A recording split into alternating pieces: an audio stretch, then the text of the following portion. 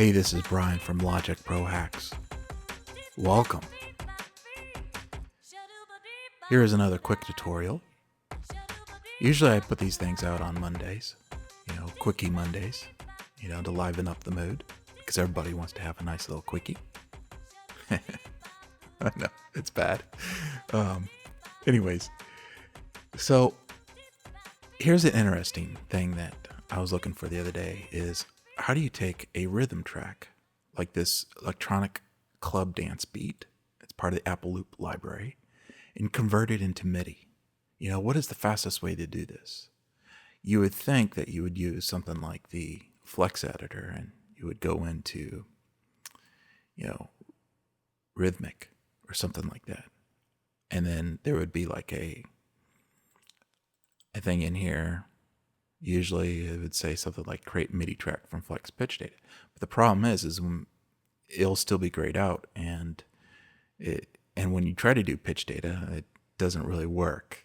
It's looking for pitch data and it doesn't work on drums.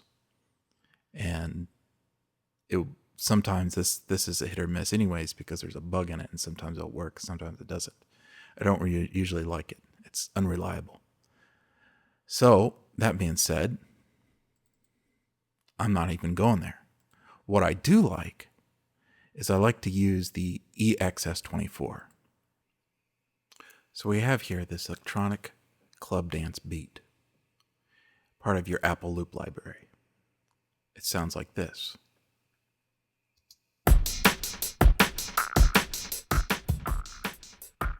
Turn down the volume a little too loud.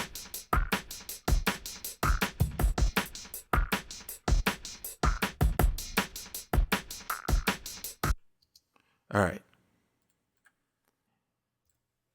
So you just do this. You just right click on the region. If it's not up at the top here, you just go down here to convert and then convert new sampler track. And you just do that, pick it up, click that. Now, when you do convert, you're going to come up with two choices here. You have regions or transient markers.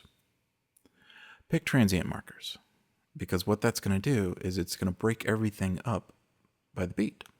If you do region, it's just going to give you one long sample file and one MIDI note. Everything else is good. And then you can name it whatever you want to name it to. I'm going to call this club dance beat number 2. Because I already did one and I don't want to rename it again. And you could probably check one-shot zones, but I'm just going to leave it like this. This is good enough. And then you can see that it's going to start at note C0 and go all the way up to G6, which is good. You want that. You could change that if you wanted to, right there, but it's good. Hit OK. And it'll do its thing, and boom. And it creates this long MIDI file. If we open it up, you can see it goes one long diagonal line of MIDI file, MIDI notes. All right, now here is the little tricky part. How do you go in here and find, because a lot of these notes are going to be repetitive. So what you have to do is you have to go in here and you have to, let's just turn this down just a little bit. Listen to each one. And you got to figure out, all right, that's a kick. So we know that that's a good kick. And then this is probably a snare or something. No, it's a hat of some sort. There's the snare. And so what you do is you just kind of go through and you listen to all the ones. I remember up the top here, there's a soft kick. It's a little bit different from this kick. You delete the ones that you don't want. Or see, this is what I do. Like, for example, let's find another kick. There's another kick, and it's not sounding that good, but this one sounds good. So what I do is I just hold down the Shift and Alt key, or the Alt key and the arrow, and I just drop it down to there, and it puts it in the spot where I want to keep. And then we had that snare I liked. This, there it is. That was a pretty good snare. And then, all right, that snare sounds a little bit better than this one. So what we can do is we can maybe move this one up to here and keep this line. You know, just get the, don't want that one. I didn't really like that noise. It sounds like a duck or something. So I'm not even going to keep that. But I will replace it for, there was like a hi-hat that was in here.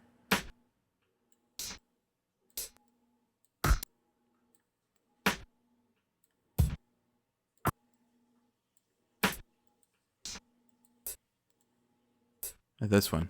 This is the hi-hat that I liked. And so what you want to do is you can also see the pattern here. If you put, it's going to be probably going to be on every line, like right here.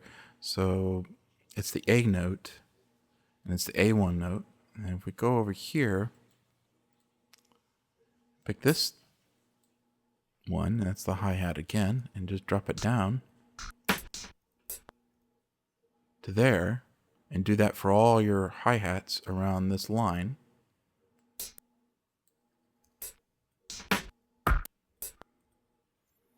You just keep on going through, and then you do the same for all your kicks. And there was like a soft kick. You know, you just got to use, you know, your ears and figure out, you know, which ones you want to keep and which ones you don't. You know, I like that soft kick up there, so I'm going to keep that one. So every time I hear a soft kick, I'm going to move it up there, and every time I hear a kick, the main kick, I'm going to move it down here, and then the open hat, I'm going to move it. So by the time I get down and go through all these, you know, I'm going to have something that looks like this. And also, you're going to notice that the notes are not in the position where I also moved all the notes too. So let's go back and I'll show you what I mean by that. So we edited all that, and then what you want to do is go in here and open up the edit button. Yeah, you do that by just clicking that right here. It'll open up this window right here, and so I found that, you know, there was like 3 samples in here that I wanted to keep. You know, we're doing this for example. And then the rest I didn't want to keep. So then what I do is I just click that one, and I believe I went all the way up to A1, and I just click the one right before A1. Oh, it doesn't do that. Let's see. There, you just drop and you just use your cursor, and then you just delete those. Hit your backspace or delete key. And then I did the same for all these, like that. So then you're left with, I think you have like five of them. Then what you want to do is, you know, you want to move them. See, like for example, I didn't want this one all the way up at the far end. So I wanted to do is I wanted to put it down to kind of like next to the main kick. So I put it on like the D or whatever, it doesn't matter. And I put the main kick on C1. Maybe I put this one right here. And then the snare, I think the snare was, you know, I put the snare up here. No, that's the hat. I put the hat right there or something. And then the hi-hat right there. And then this is the snare. I put the snare on there. So I moved it like that. And then you're also going to see right here that the C0 and C1, they're out of sync. And if you did play them, they're going to be out of tone because all these are checked. We could probably uncheck that, but I'm going to leave it in there because sometimes I like to change the pitch of the drum to match the song. So, but what I do is I hit C1 there to match it. And this one right here, G1. And what's this one? It's going to be a D1, G sharp 1, And remember, there's no flats in this sampler. They all go by sharps. So if it's an A flat, it's not going to be an A flat. It's going to be a G sharp. And then this one is a C sharp 1.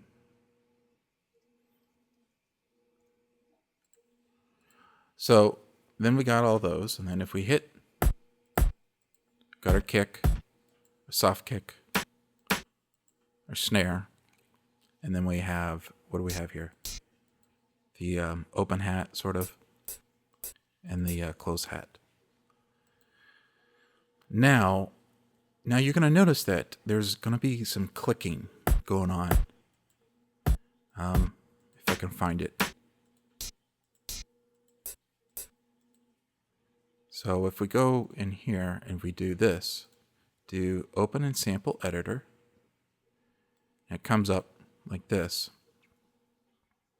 If we scroll over here, look at this right here. See this part where here it kind of just goes in there, and so like the tail, when it kind of ends, it ends up going into the other sound. And so how do you get rid of that? It's really easy. So just close this out. Or here, I'll show you even a cooler trick. Just take your cursor right here and just don't do that. Just find a line that's like the nearest before that other part starts.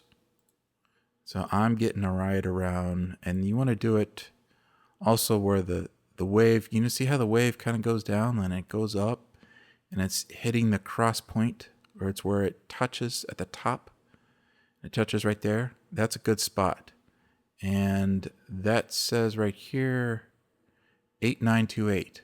It'll show it up there too. So just close that out. Then what we want to do is go up to here to view and zone sample. Yeah, that's it. What did we say? 8918? I can't remember now. I lost my number. All right, we'll just do it. 8918. I think that's what it was. All right, let's go back and just double check it again. Open sample editor. And just, yep, I was right. 8870. Why did it do that? 8870. Oh, I see.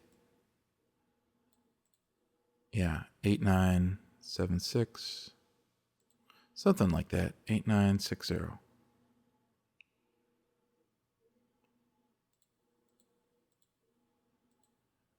Now here's the weird thing about the EXS. Like if I go in here, this is cool when you have two computer screens. You can put this one over on the other computer screen, leave it up, and then put this one on your other one, and then I can just look at the number on the other one and say 8968.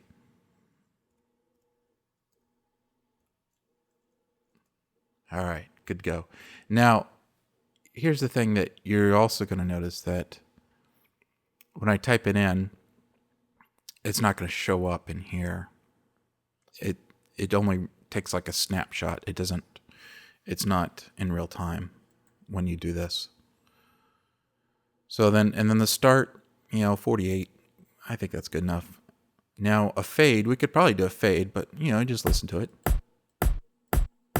Yeah, I might need a fade. So how I do a fade is just go back in here and open in sample editor again, and just go into your functions, fade out.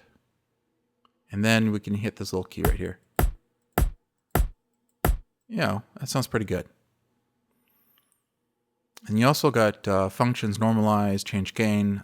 Do not do trim, because what happens when you do trim on a file like this, it trims it to this one, and then that one will like repeat itself on all of these. And it'll just ruin your whole, you would have to redo it all over again. And so now if you had separate samples that were broken out, and then you could probably do trim, but don't do it on this type of edit, because they'll just screw you up really bad. But you can do fade out, and this is like fade out from here all the way out. It's not like, it doesn't really give you a choice to do fade out from here to there. I guess you could probably, highlight it right here and do something like that and do a fade out. But I'm not really caring right now. And then, I think there was another one over here. If we did open sample editor, we got a scroll where it's highlighted, and it's all the way at the end. Now look at this. See right here, the attack is a little too short, or the start is a little late. And what does that mean? Is the attack is late. So what we want to do is put it over here somewhere. So, and then there's the number 56712. So I'm going to put this in the other window so I can see it. The 5 6 5 6 7 1 5 2. Just hit enter, and there we go. And then close it out, and then I like to reopen it again. I know I just don't really think that this open sample editor really works that well, but it works good enough to see where you're at and how you need to edit this file. So then we just do functions, fade out. Oops, did I do it? Did it? Oh, is it? Yeah, I did it. Okay, and then we just hit play. Yeah, that sounds pretty good. And you can see where it's just nice and tight right there. We could probably maybe move it out just a little bit more. Maybe do it like 5 6 1 2 0 or something like that. But it's good enough.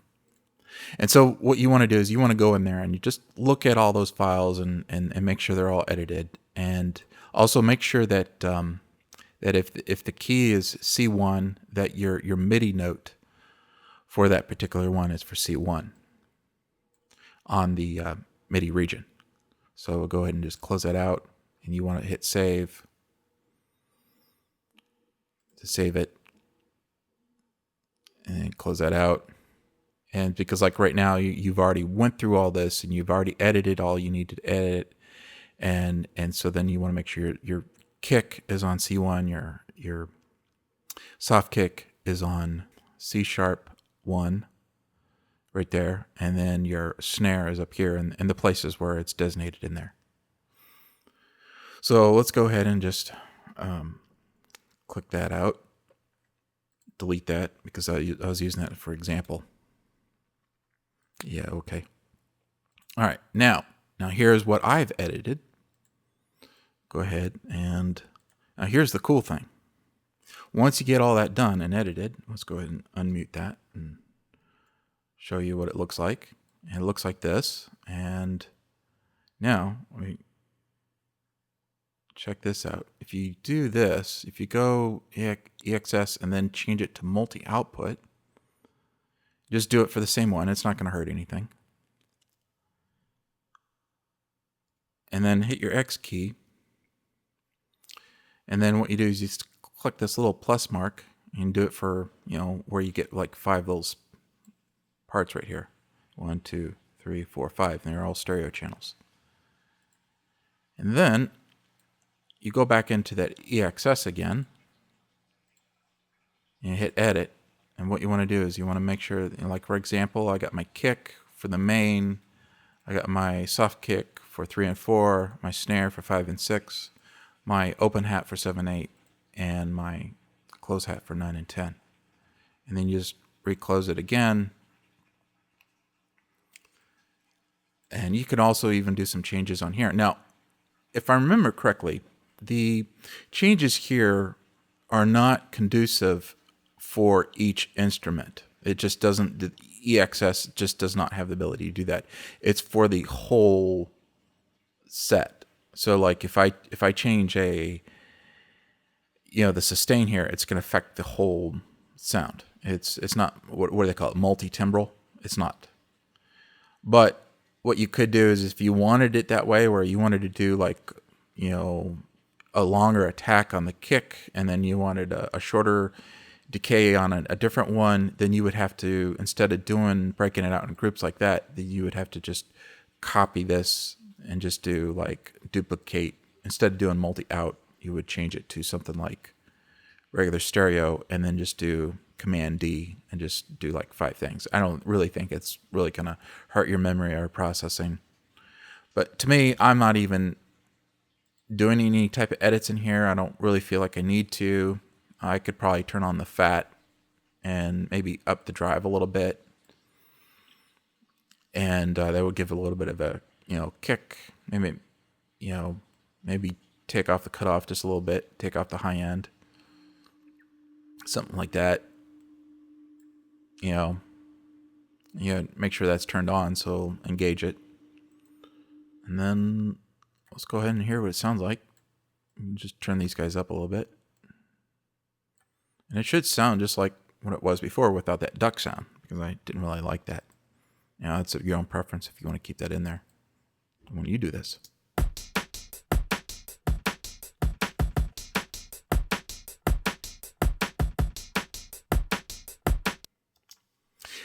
Yeah, not bad. Not bad at all. So this is very workable. And then what's cool about this little MIDI file is it keeps the groove. So if we go in here and look at it, you can see that some of these notes are not quite on the grid line. And I like that because it when the sampler did its thing,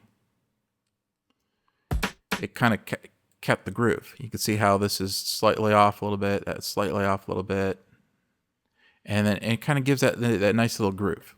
Now, what you could probably do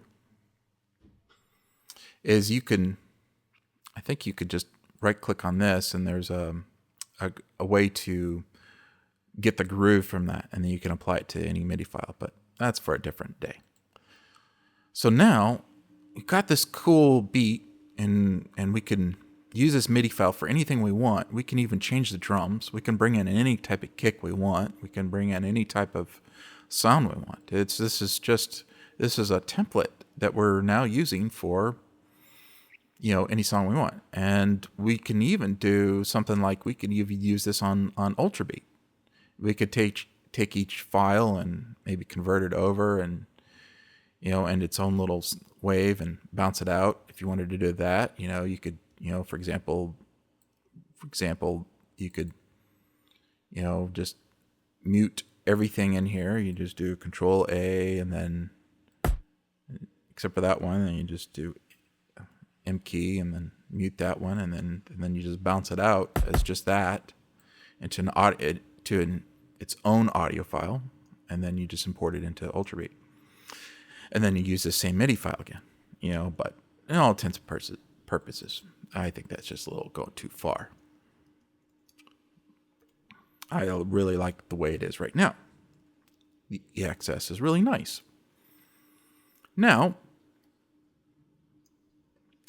we can do some really cool things now. We can put some processing on it. We can, put some nice reverb for the hi-hat. I think it really needed something. So we go over here or we could do EQ and EQ them all out and double click on all of them.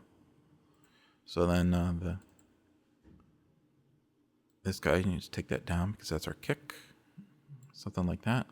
Raise up the 80 hertz a little bit. Something like 2.5. Give it a nice little, and then we could just tail it off a little bit. And then we could do something like this. Just solo that.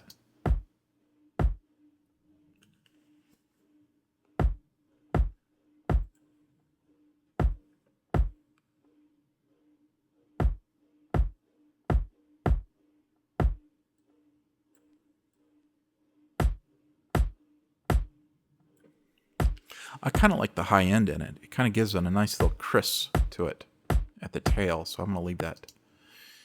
And so what you want to do is you can just go through and just go through each one and just EQ it the way you want it EQ'd.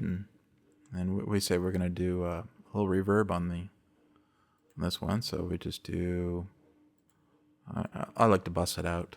So let's just do pick channel 1. And then go over here to channel 1. What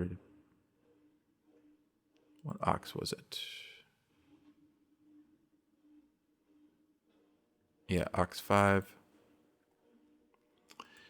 And then I have a nice little setting for good drum verb. And I may take this down a little bit. That was from another project that I saved it. Just take this down. You know, whatever you want to do. This is the EQ for the drum verb. I always put an EQ on all my reverbs. Really sounds nice. And, you know, limiter. Sometimes you may need it, sometimes not. And then you just kind of turn that up a little bit for your hi-hat. And let's listen to that. Oh, it's muted. There we go. Now we can take it down a little bit. That was too much. Yeah, sorry about the noise in the background. Someone's doing laundry. It's so annoying. I'm trying to do videos and they think they can just do laundry. I'm working in a basement. That's the problem when you work in a basement. You don't have the best of options for sound quality or other sounds interfering. All right, that's good.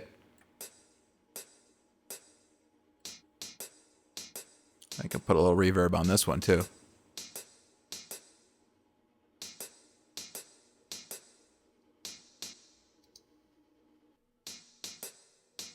So go ahead and maybe just take it down just a little bit. Something like that. And then what's this one? This is a snare. Maybe put a little something on that. Maybe just take this down a little bit.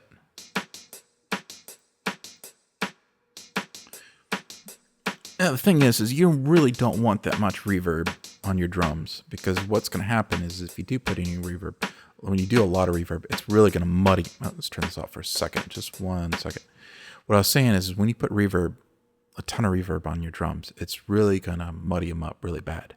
So you noticing that when I do reverb, I'm in like the -36, -27, -22. Even that might be a little too much. So just remember that. And then what was this one? This one was the low kick. So I don't like to put reverb on my kicks, but what I do like to do is there is a new thing I'm doing now, and it's in the delay. If I can remember where it is. Tape delay.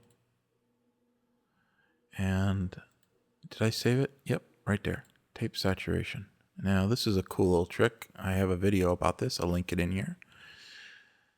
And it goes into detail on how to do this, but here are the settings. If you don't want to go to that video, I'm not going to explain that.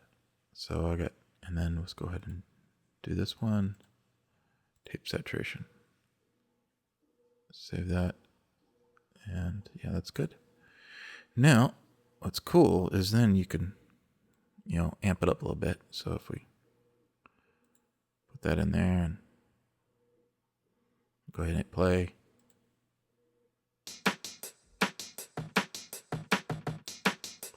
Give a little grungy sound.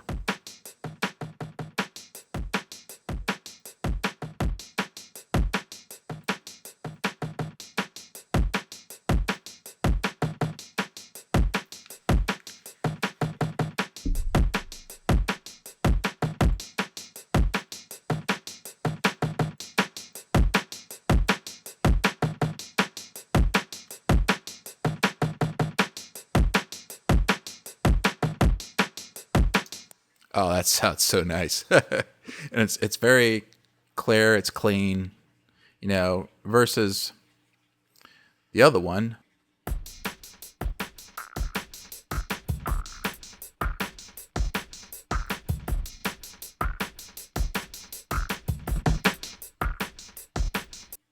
Now let's go back and do this one. And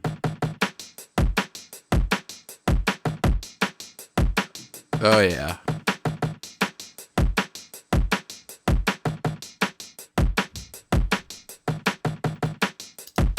Nice. All right, so that is how you do a conversion from an audio loop to MIDI. I hope you like this hack. Again, please give me some thumbs up, comments, suggestions, gripes, moans, complaints.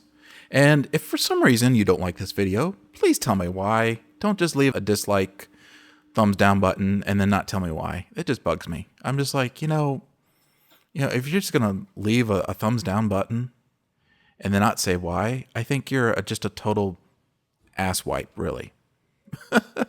Because you don't have the decency to even, comment why you're not liking it. Maybe people are just like that, Whole world's full of assholes and asswipes. Yeah. Then again, I digress. All right, guys, have fun. This one was a little bit longer, but I really felt like this was a great trick, something that I'd like to share out. Oh, that reminds me. I almost forgot. What does this all sound like when we put it all together? All right.